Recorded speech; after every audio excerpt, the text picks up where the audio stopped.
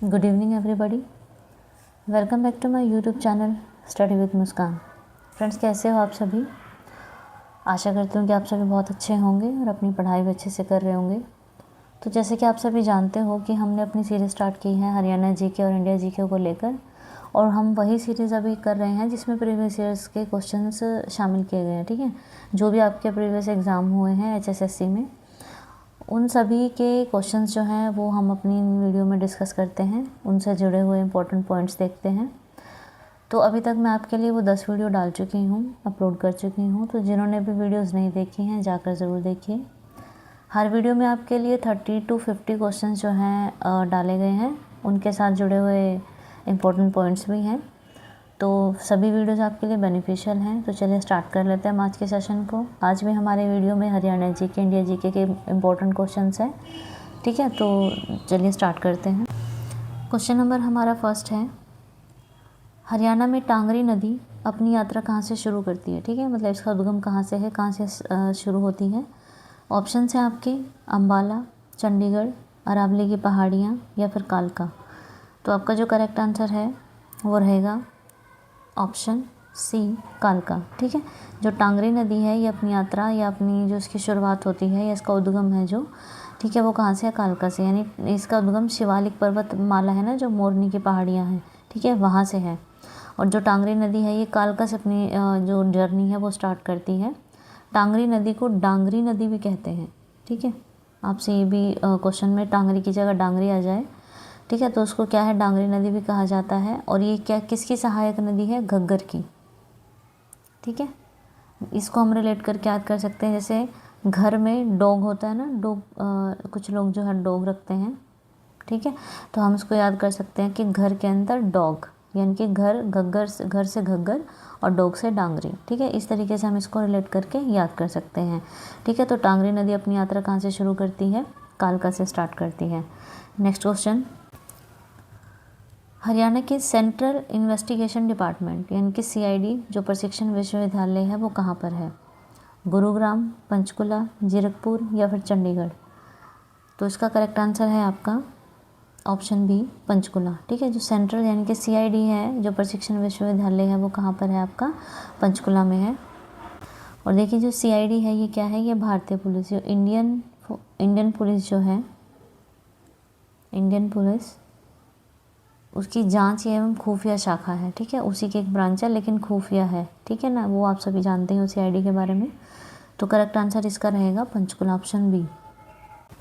Question number third है, rural infrastructure development fund यानी कि आरआईडीएफ, इसकी स्थापना आपसे फुल फॉर्म पूछी गई थी। हमने शायद ये लास्ट वीडियो में डिस्कस किया था कि इसकी फुल फॉर्म आपसे पूछी गई थी, विस्तृत रूप बताना था आरआईडीएफ का, जो कि था रूरल इंफ्रास्ट्रक्चर डेवलपमेंट फंड।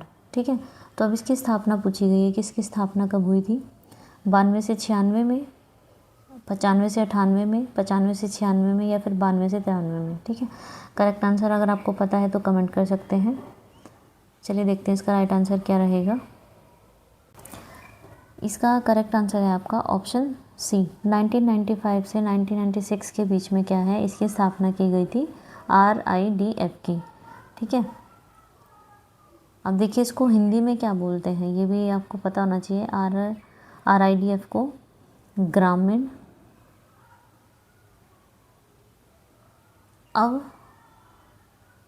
अवसंरचना विकास निधि। ठीक है, निधि। तो इसकी स्थापना 1995 या फिर 96 में हुई थी। और इसका जो संचालन है, मतलब इसको जो चलाया जाता है, संचालन किया जाता है, वो किसके द्वारा किया जाता है? वो किया जाता है राष्ट्रीय कृषि और ग्रामीण विकास बैंक। ठीक है, जिसको हम क्या बोलते हैं? नाबार्ड बोलते हैं। नाबार्ड की फुल फॉर्म भी आपसे पूछी जा सकती है। ठीक है, नाबार्ड बोलते हैं। तो इसके द्वारा क्या है, इसको चलाया जाता है या फिर संचालित किया जाता है। अब देखिए RIDF जो है, इसका जो मेन मोटो है वो क्या रहता है, राज्य सरकारों को ऋण प्रदान करना। ठीक है, जो स्टेट गवर्नमेंट होती हैं उनको ऋण देना।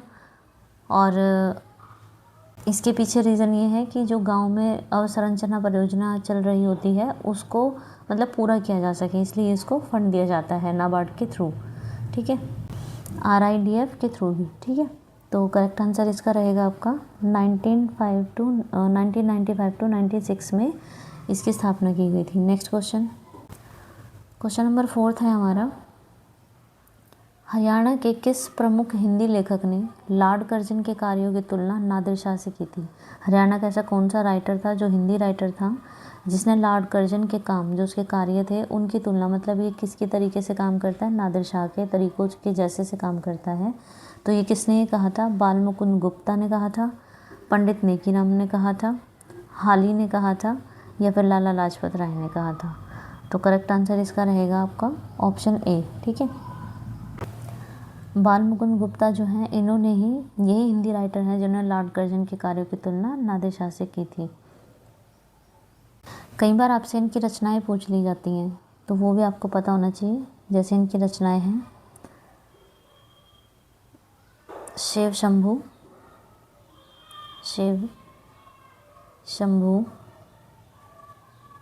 के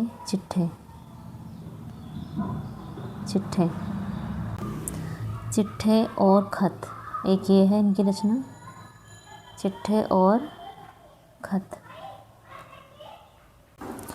रत्ना एक है इनकी रत्नावली की नाटिका, ये पूरा है। ठीक है, रत्नावली की नाटिका। और अगर और बात करें, एक है इनकी हरिदास एवं मंडल भगिनी। ठीक है, ये इनकी कुछ इंपॉर्टेंट रचनाएं हैं, ये भी आपको याद रखनी कि इनकी बाल मुकुंद गुप्ता की। नेक्स्ट क्वेश्चन है, प्रधानमंत्री जन धन योजना की शुरुआत कब की गई थी? ये हमने लास्ट वीडियो में भी डिस्कस किया था, तो ये रिपीटेड क्वेश्चन है। आई होप कि आपको इसका आंसर अब पता होगा। 28 नवंबर 2014, 28 नवंबर 2016, 28 अगस्त 2016 या फिर 28 अगस्त 2014? राइट आंसर जो इसका रहेगा 28 अगस्त 2014। ठीक है, प्रधानमंत्री जन धन योजना की जो शुरुआत है वो 28 अगस्त 2014 में की गई थी। नेक्स्ट क्वेश्चन है, हरियाणा का मसानी बांध निम्नलिखित में से किस नदी पर बनाया गया है? लास्ट वीडियो में हमने ये किया था कि मसानी बांध कहाँ पर बना हुआ है, जो कि इसका आंसर रेवाड़ी था। ठीक है, और अब इसने पूछा है कि मसानी बांध किस नदी पर बना हुआ है। ऑप्शंस आर साहिब, कृष्णावती, टांगरी या फिर यमुना? करेक्ट आंसर है साहिबी नदी। ठीक है, ये साहिबी नदी है। साहिबी नदी पर मसानी बांध बना हुआ है। और ये कब बना था? इसका जो काम पूर्ण हुआ था वो हुआ था 1989 में। ठीक है, जबकि इसकी जो फाउंडेशन है वो कब स्टार्ट कर दी गई थी, इसकी आधारशिला रखी गई थी 1977 में, लेकिन ये कंप्लीट हुआ 1989 में। उस टाइम जो PM थे इंडिया के वो कौन थे? मोरारजी देसाई। इन्होंने इनकी आधारशिला रखी थी, Morarji Desai.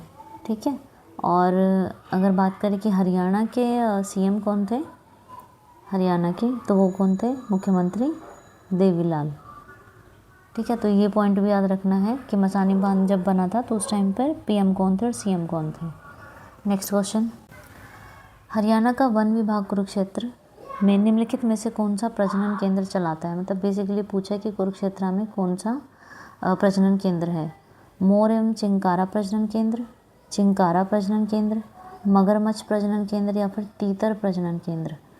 Right answer is मगरमच्छ प्रजनन केंद्र, ऑप्शन सी है इसका राइट आंसर। ठीक है, जो हरियाणा के वन विभाग हैं वो कुरुक्षेत्र में मगरमच्छ प्रजनन केंद्र स्थित है। और हरियाणा के जो प्रमुख अगर केंद्र हम और देखें कि बाकी के जो पूछे गए हैं, जैसे मोर और चिंकारा प्रजनन केंद्र है, ये आपका कहाँ पर है? झाबुआ में। ठीक है, झाबुआ में। और चिंकारा प्रजनन केंद्र कहाँ पर है? कैरू भिवानी में। ये भी हमने अपनी लास्ट वीडियो में क्वेश्चन डिस्कस किया था। ठीक है, तीतर प्रजनन केंद्र कहाँ पर है? मोरनी में, पंचकुला। ये आपको ध्यान रखना है। ठीक है, आपको ये सारे याद होने चाहिए। मोर एवं चिंकारा प्रजनन केंद्र है झाबुआ में, चिंकारा प्रजनन केंद्र है, जो खाली चिंकारा है वो कहाँ पर है, कैरो भिवानी में। और मगरमच्छ प्रजनन केंद्र कुरुक्षेत्र में, हमने इसमें क्वेश्चन में ही पूछा गया है। और तीतर प्रजनन केंद्र है आपका मोरनी हिल्स में। ठीक है, तो ये सब याद रखने इंपॉर्टेंट है चारों के चारों। और एक और आपसे पूछ लिया जा सकता है, गिद्ध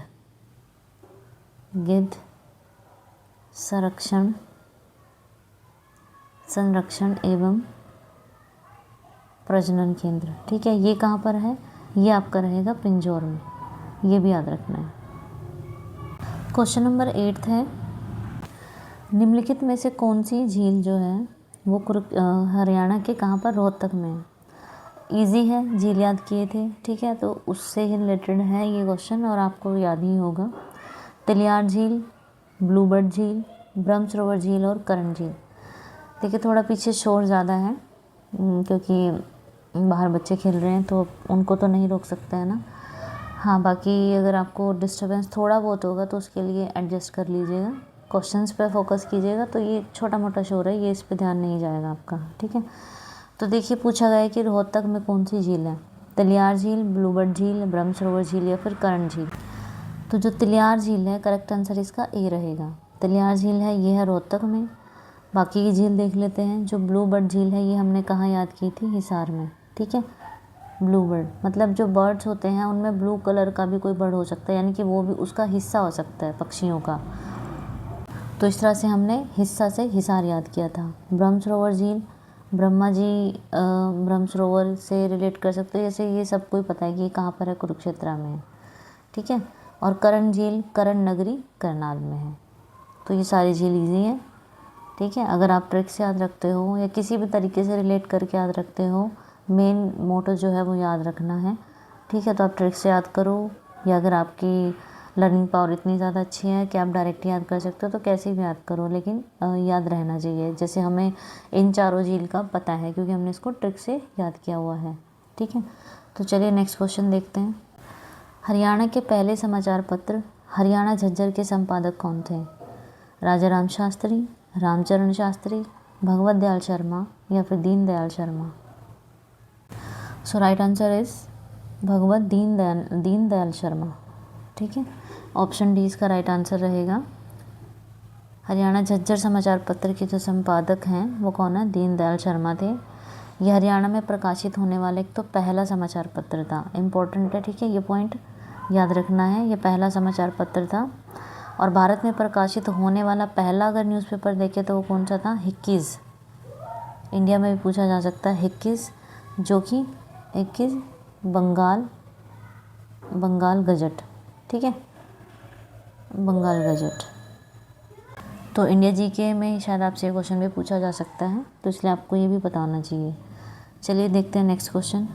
हरियाणवी भाषा की पहली फिल्म किसे माना जाता है, मतलब जो पहली है। आपसे यहाँ पर कोई सुपर हिट या फिर मतलब वो कोई और क्लासिफिकेशन नहीं दिया है क्वेश्चन का। तो ऑप्शंस हैं बहुरानी, चंद्रावल, धरती या फिर चंद्रकिरण। तो जो हरियाणवी भाषा की पहली फिल्म है उसको मानी जाती है धरती। ठीक है, ऑप्शन सी इसका करेक्ट आंसर रहेगा। और ये जो है 1968 में रिलीज़ हुई थी। और अगर आपसे पूछ ले कि सुपर हिट फिल्म, सफलतम फिल्म, अगर आपसे सफल फिल्म से आपसे अगर पूछी जाए तो वो कौन सी रहेगी, चंद्रावल, जो कि 1984 में रिलीज़ हुई थी। दोनों आपको पॉइंट याद रखने हैं। नेक्स्ट क्वेश्चन इज, हरियाणा के हिसार हवाई अड्डे को औपचारिक रूप से किस अंतर्राष्ट्रीय हवाई अड्डे के रूप में जाना जाता है, मतलब वहाँ का क्या नाम है, ये पूछा गया है। किसके नाम से वो फेमस है, या मतलब उसका नाम क्या है जो हिसार में हवाई अड्डा है उसका। भगत सिंह हवाई अड्डा, ऐसे पंडित नेकीराम हवाई अड्डा, महाराजा अग्रसेन हवाई अड्डा या फिर दयाराम हवाई अड्डा। तो right answer is option C, Maharaja Agrasen हवाई अड्डा। ठीक है, जो हिसार में इंटरनेशनल हवाई एयरपोर्ट है उसका नाम है महाराजा अग्रसेन हवाई एयरपोर्ट या एयरपोर्ट। ठीक है, और अब देखिए इसका जो नाम चेंज किया गया था, ठीक है, इस हवाई अड्डे का पहले हिसार हवाई अड्डा था, फिर इनका नाम महाराजा अग्रसेन के नाम से कर दिया गया। तो ये कब किया गया था, जुलाई 2021 में। ठीक है, और किन के द्वारा किया गया था, उस टाइम पे जो सीएम थे कौन थे, मनोहर लाल खट्टर। ठीक है, उनके द्वारा। हरियाणा का एकमात्र कार्यक्रम निर्माण केंद्र या दूरदर्शन केंद्र कहाँ पर स्थित है? ऑप्शंस आर अम्बाला, यमुनानगर, गुरुग्राम या फिर हिसार। तो जिसका राइट आंसर है वो रहेगा ऑप्शन डी, हिसार। हरियाणा का एकमात्र कार्यक्रम निर्माण केंद्र दूरदर्शन केंद्र कहाँ पर है? हिसार में है। ठीक है, इसका जो इनॉग्रेशन है वो कब किया गया था? 1 नवंबर 2002 को। ठीक है, और किनके द्वारा किया गया था? जो नेता थी सुषमा स्वराज। ठीक है, सुषमा स्वराज के द्वारा इसका क्या है, ये भारतीय जनता पार्टी की नेता थी और इनके द्वारा इसका इनॉग्रेशन किया गया था। कब? 1 नवंबर 2002 को। क्वेश्चन नंबर 13 है, भारत की वह पहली महिला कौन है जिन्होंने कुश्ती में ओलंपिक पदक जीता था? ठीक है, भारत की है वो पहली, और मतलब वो रिलेट करती है हरियाणा से, इसलिए हरियाणा जीके का क्वेश्चन है। तो गीता फोगाट, साक्षी मलिक, संगीता फोगाट या फिर Babita Phogat. So right answer is option B, Sakshi Malik. ठीक है, ये हरियाणा के एकमात्र वो हैं, हरियाणा की या भारत की पहली महिला पहलवान है जिन्होंने कुश्ती में ओलंपिक पदक जीता था। ठीक है, और ये कब की बात है? 2016 की बात है। ठीक है, उसमें जो ग्रीष्मकालीन ओलंपिक खेल होते हैं उनमें इन्होंने कौन सा पदक जीता था? कांस्य पदक जीता था। ठीक है, और 2014 के राष्ट्रमंडल खेलों में इन्होंने क्या है? रजत पदक जीता था। तो दोनों याद रखना है, 16 में कांस्य और 14 में रजत पदक। ठीक है, नेक्स्ट क्वेश्चन इज, हरियाणा के गांधी के रूप में किन्हें जाना जाता है? ऑप्शंस सर छोटू राम, बाबू मूलचंद जैन, धर्म सिंह हयातपुर या फिर राव तुलाराम। तो correct answer is option B, Babu Moolchand Jain को हरियाणा के गांधी के रूप में जाना जाता है। इनका जो देखिए कहाँ से बिलोंग करते हैं, ये सोनीपत से बिलोंग करते हैं, सोनीपत से। ठीक है, और सोनीपत के अगर आपसे नाम पूछ ले गांव का तो वो था सिकंदरपुर माजरा। सिकंदरपुर माजरा इस गांव से बिलोंग करते हैं, और इनका बर्थ अगर पूछ ले तो 1915 में हुआ था। और इनकी डेथ भी अगर पूछ ली जाती है तो इनकी जो डेथ है 1997 में, कहाँ पे हुआ था? और करनाल में इनकी डेथ हुई थी। ठीक है, तो ये पॉइंट्स याद रखने हैं। क्वेश्चन नंबर 15 है, सिंधु घाटी सभ्यता की कलाकृतियों को सुरक्षित रखने के लिए कौन सा संग्रहालय बनाया गया? सिंधु घाटी सभ्यता की जो भी कलाकृतियाँ उनसे जुड़ी हुई थी उसको सेफ रखने के लिए कौन सा संग्रहालय बनाया गया? मोहनजोदड़ो संग्रहालय, हड़प्पा संग्रहालय, बनावली संग्रहालय या फिर राखेगढ़ी संग्रहालय। तो right answer is option D. ठीक है, राखेगढ़ी संग्रहालय जो है इसको जो बनाया गया था उसका मेन मोड या इसके संग्रहालय में ही सिंधु घाटी सभ्यता की कलाकृतियों को सुरक्षित रखा गया। और राखेगढ़ी क्या है? ये सिंधु घाटी सभ्यता का एक ऐतिहासिक स्थल भी है। ठीक है, यहाँ से क्या प्राक, हड़प्पा एवं परिपक्व हड़प्पा युग के क्या मिले हैं? प्रमाण प्राप्त हुए हैं। कहाँ से? राखेगढ़ से। अगर एग्जामिनर पूछे किसका उत्खनन कब हुआ था? 1997 टू 1999 में। ठीक है, और किसके द्वारा? अमरेंद्र नाथ के द्वारा। ठीक है, तो राइट आंसर राखेगढ़ी। और ये राखेगढ़ी है कहाँ पर? हिसार में, ये भी याद रखना है। ठीक है, चलिए नेक्स्ट क्वेश्चन देखते हैं।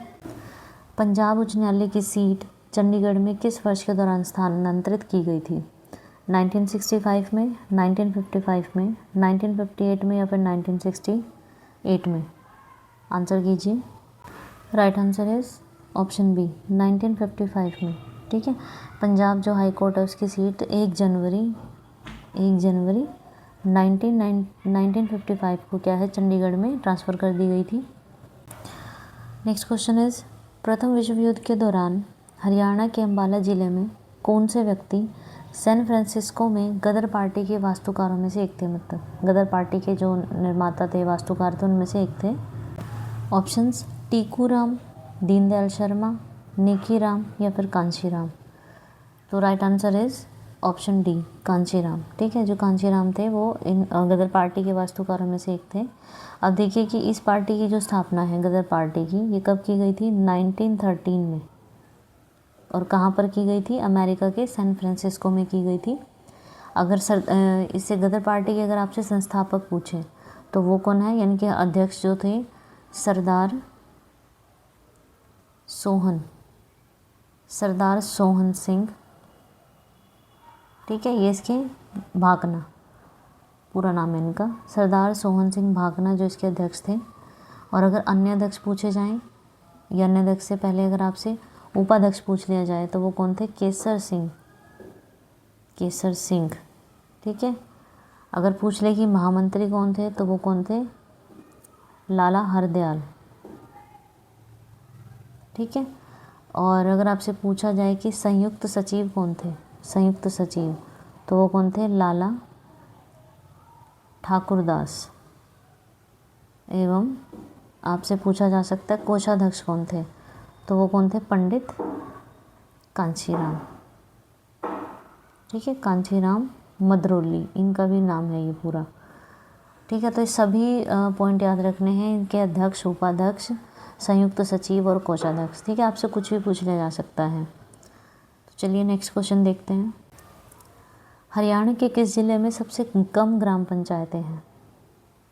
ऑप्शंस आर गुरुग्राम, पानीपत, फरीदाबाद या फिर महेंद्रगढ़। तो right answer is option C Faridabad. सबसे कम ग्राम पंचायतें फरीदाबाद में हैं और कितनी हैं? 116। फरीदाबाद में सबसे कम ये जो फरीदाबाद है सबसे कम ग्राम पंचायत वाला ज़िला है। इसके बाद आता है पानीपत, जो से थोड़ा ऊपर है। ठीक है, पानीपत, उसमें कितनी है? 178। और अगर थर्ड नंबर पे पूछ लिया जाए तो वो है गुरुग्राम। कम सेंस में पूछ लिया जाए तो गुरुग्राम, वहाँ पे कितनी है? 157। ठीक है, तो ये याद रखना है। नेक्स्ट क्वेश्चन इज हरियाणा में कितनी बार राष्ट्रपति शासन लागू हो चुका है, कितनी बार लग चुका है? 1 2 3 4। तो ऑप्शन जो इसका सी है करेक्ट रहेगा। ठीक है, 3 टाइम लग चुका है। अब कितनी बार लग चुका है और कब कब लग चुका है ये भी ध्यान रखना है। फर्स्ट टाइम, सेकंड टाइम और थर्ड टाइम। ठीक है, जो फर्स्ट टाइम लगा था तो वो कब लगा था आपका? 1967 में। और अगर पूरा ही पूछ ले तो नवंबर भी याद रखना है। ठीक है, और सेकंड टाइम कब लगा था? सेकंड टाइम लगा था अप्रैल 1977 में। ठीक है, और थर्ड टाइम कब लगा है? अप्रैल 1991 में। तो तीनों ईयर आपको याद रखने हैं। और इंडिया जीके की अगर बात करें तो आपसे ये क्वेश्चन पूछा जा सकता है कि भारत में पहली बार राष्ट्रपति शासन कहाँ लगा था? भारत में, ओवरऑल भारत में पूछा है, तो सबसे पहले कहाँ लगा था? तो सबसे पहले लगा था आपका पंजाब में। ठीक है, पंजाब में लगा था। कब लगा था? 1951 में। ये याद रखना है आपको ज़रूर। और एक क्वेश्चन आपको पॉलिटी में यानी कि इंडिया जीके में ये पूछा जा सकता है कि आर्टिकल कौन सा है जिसके थ्रू ये लगाने का प्रावधान है? तो वो है आर्टिकल 356। ठीक है, इसी के अंडर ही क्या है? राष्ट्रपति शासन लागू किया जाता है। ठीक है, तो करेक्ट आंसर याद रखना है ऑप्शन सी। हरियाणा का कौन सा एक्सप्रेसवे भारत में अब तक का सबसे लंबा 6 लेन फ्लाईओवर है? 6 लेन है उसमें। ठीक है, अम्बाला, पानीपत, चंडीगढ़ और कुरुक्षेत्र, ये भारत में अब तक का सबसे पहले है। तो ये इंडिया जीके के पॉइंट ऑफ व्यू से भी इम्पोर्टेंट है और हरियाणा जीके के पॉइंट ऑफ व्यू से भी इम्पोर्टेंट है। ठीक है, तो इसका करेक्ट आंसर रहेगा आपका ऑप्शन बी पानीपत। और देखिए इस एक्सप्रेस का जो वे का जो निर्माण है वो कहाँ से? दिल्ली एवं अमृतसर। ठीक है, दिल्ली और अमृतसर के बीच में NH44 पर किया गया है।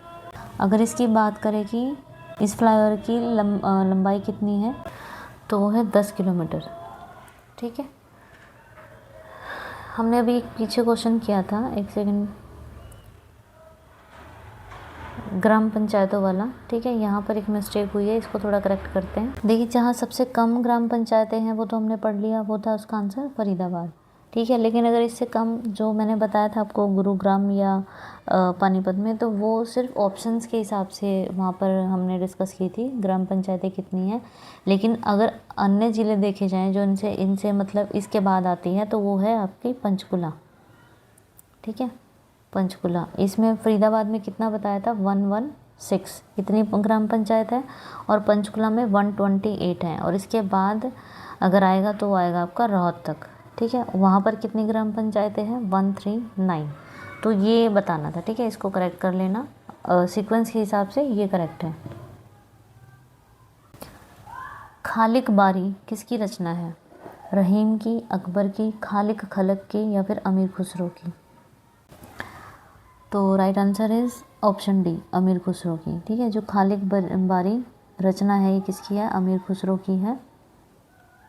अमीर खुसरो जो हैं ये क्या थे, ये सूफ़ी संगीतकार थे, सूफ़ी संगीतकार, कवि और विद्वान। ठीक है, विद्वान भी थे ये। तो राइट आंसर अमीर खुसरो है।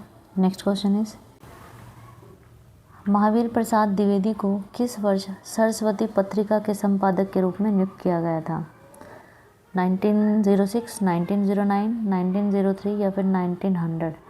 तो right answer is option C, 1903 में इनको क्या है, सरस्वती पत्रिका के संपादक के रूप में नियुक्त किया गया। और जो ये सरस्वती पत्रिका है, इसको क्या है, हिंदी साहित्य की प्रसिद्ध पत्रिका माना जाता है। ठीक है, इसको हिंदी साहित्य की प्रसिद्ध पत्रिका माना जाता है। और अगर बात करें कि इसके पहले संपादक कौन थे, ऐसे भी पूछा जा सकता है, वो कौन थे, श्याम सुंदर, श्याम सुंदर दास। ठीक है। नेक्स्ट क्वेश्चन इज, शौरसेनी अपभ्रंश के किस उपभाषा का विकास हुआ है, इससे किस भाषा का विकास हुआ है इसके टूटने से, शौरसेनी अपभ्रंश के, बिहारी, पंजाबी, बांग्ला या फिर पश्चिमी राजस्थानी। ये क्वेश्चन हमने शायद लास्ट वीडियो में भी अटेम्प्ट किया, तो देखिए रिपीटेड क्वेश्चन है, इसीलिए इम्पोर्टेंट है। ठीक है, ये वो वाला क्वेश्चन भी एग्ज़ाम में पूछा गया है, और ये भी, क्योंकि ये सभी प्रीवियस ईयर के क्वेश्चन हैं। तो राइट आंसर है पश्चिमी राजस्थानी। खाली राजस्थानी भी ऑप्शन में हो सकता है, और राजस्थानी भी। ठीक है, और पश्चिमी राजस्थानी भी। तो राइट आंसर इसका ऑप्शन डी रहेगा। क्वेश्चन नंबर 24 है, जिसमें विभिन्न रंगों और पैटर्नों में धागों को आपस में गूंद कर एक सीट बनाई जाती है, उसे क्या कहते हैं। ठीक है, मतलब कुछ कलर्स के पैटर्न होते हैं, मतलब उनमें डिज़ाइन होता है एक, और वो धागों का डिज़ाइन होता है, तो उनको आपस में गूंद कर क्या बनाया जाता है। ऑप्शंस है पीढ़ी, जट्टी, पीढ़ा या फिर सांगी। तो right answer is option A. ये सभी को पता होगा कि हरियाणा में पीढ़ी जो है फेमस है, और ये क्या है, एक पैटर्न होता है कलरफुल धागों का, जिसको गूंद कर ये बनाई जाती है।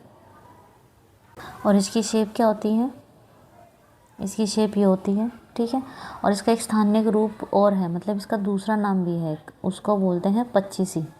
ये भी आपसे मतलब पीढ़ी ना देकर ऑप्शन में 25 ही दिया जाता, तो आंसर इसका फिर ये होता। ठीक है। 25 क्वेश्चन नंबर है, कर्नाटक राज्य सहकारी विपणन फेडरेशन लिमिटेड किसकी आपूर्ति में प्रमुख भूमिका निभाता है, कीटनाशक की, कृषि उपकरण की, रासायनिक उर्वरक की। मतलब क्या प्रोवाइड करता है, या क्या इसके वो प्रोडक्ट हैं एक तरह से जो कृषि से संबंधित हैं। तो ये जो फेडरेशन लिमिटेड है, ये इन चीज़ों की आपूर्ति करता है। तो इसका राइट आंसर ऑप्शन डी रहेगा। ठीक है, ये सभी की कीटनाशक, कृषि उपकरण और रासायनिक उर्वरक, इन तीनों चीज़ों की ये आपूर्ति करता है। अब देखिए, इस फेडरेशन की जो निगरानी है, मतलब इस पर जो जांच रखता है, निगरानी रखता है, वो क्या है, कृषि मंत्रालय है, क्योंकि उसी से रिलेटेड है। ठीक है, कृषि मंत्रालय है। इसकी स्थापना की बात करें, कृषि मंत्रालय की नहीं, राज्य सहकारी, कर्नाटक का जो राज्य सहकारी विपणन फेडरेशन लिमिटेड है, इसकी जो स्थापना है वो 1947 में हुई थी। ये भी याद रखना है। ठीक है, नेक्स्ट क्वेश्चन देख लेते हैं। वीडियो का लास्ट क्वेश्चन है। ठीक है, आज हमारे इस वीडियो में 26 क्वेश्चन हैं, जिसमें से हरियाणा जीके के ज़्यादा हैं, इंडिया जीके के कम क्वेश्चन ही हैं। ठीक है, इस कुछ क्वेश्चन ऐसे थे जो मैंने इसमें इंक्लूड नहीं किए आज के वीडियो में, क्योंकि वो क्वेश्चन हम पहले ही पढ़ चुके हैं और वो बहुत इजी भी थे, तो टाइम वेस्ट ना हो इस वजह से मैंने उनको इसमें शामिल नहीं किया है, वरना फिर ये आपके वहीं अराउंड 40 या 45 तक पहुंच जाते क्वेश्चन। ठीक है, अब ये 26 तक ही है, न्यू क्वेश्चन है। पिछले रिपीटेड में से 1 या 2 क्वेश्चन था जो रिपीट किया गया था, बाकी नहीं मैंने इनको शामिल किया। ठीक है, तो चलिए लास्ट क्वेश्चन देख लेते हैं। विश्व का सबसे बड़ा डेल्टा कौन सा है? सुंदरवन, नील, गंगा या फिर Mississippi? Right answer is option A. ठीक है, सुंदरवन जो है वो सबसे बड़ा डेल्टा है, और ये क्या है? गंगा एंड ब्रह्मपुत्र। ठीक है, नदियों के संगम पर बना हुआ है। इसे बंगाल डेल्टा भी बोलते हैं। क्या बोलते हैं? बंगाल डेल्टा भी इसे बोला जाता है, या फिर इसको ग्रीन डेल्टा भी बोलते हैं। ठीक है, ग्रीन डेल्टा भी कहा जाता है। और ये जो डेल्टा है ये भारत के पश्चिमी बंगाल एवं बांग्लादेश में स्थित है। ठीक है, ये भी याद रखना है। तो चलिए हमारा आज का सेशन ख़त्म होता है यहीं पर। हमने 26 इंपॉर्टेंट क्वेश्चंस अटेम्प्ट कर लिए हैं, साथ में ज़रूरी जो बातें थी वो सब भी देखी हैं। पीछे शोर बहुत है आई नो, लेकिन फिर भी प्लीज़ उस चीज़ को इग्नोर कीजिएगा, क्योंकि इस टाइम ये टाइमिंग ही ऐसी है कि इस टाइम पे शोर होता है, और हम ना चाहते हुए भी हमें वीडियो भी डालना है, डेली वीडियो डालना है और इस चीज़ को भी देखना है। तो थोड़ी सी हेडेक है, अदरवाइज़ तो अगर आप ध्यान से देखोगे या सिर्फ वीडियो में ही ध्यान लगाओगे तो इतने प्रॉब्लम नहीं होगी। तो चलिए नेक्स्ट वीडियो में फिर से मिलते हैं नए क्वेश्चंस के साथ, नए एग्ज़ाम के साथ। और हाँ, एक साथ ही मैं आपको ये बता दूँ, आज जो हमने क्वेश्चंस किए हैं ये क्वेश्चन आपके एग्ज़ाम में आए हुए हैं, सिंगल एक एग्ज़ाम में। ये आपका है HSSC का एग्ज़ाम, CET का। ठीक है, और ये किसका है? ग्रुप 57 का एग्ज़ाम है, मेंस का। ठीक है, और ये कब हुआ था आपका? 6/8/2023 में। ठीक है, तो आपको पता होना चाहिए कि क्वेश्चंस हम जो कर रहे हैं ये वाकई में प्रीवियस ईयर ही हैं। आपने अगर ये एग्ज़ाम अटैम्प्ट किया है, अच्छी बात है, मेंस जिन्होंने दिया होगा तो उन्होंने इसको अटैम्प्ट किया ही होगा। ठीक है, तो आज हमने ये पेपर सॉल्व किया है, नेक्स्ट टाइम हम अलग दूसरा पेपर लेकर आएंगे। ठीक है, उसमें जो भी इंपॉर्टेंट क्वेश्चंस हैं वो हम देखेंगे। तो चलिए, thank you so much for watching my video. Next part लेकर जल्दी ही मिलते हैं।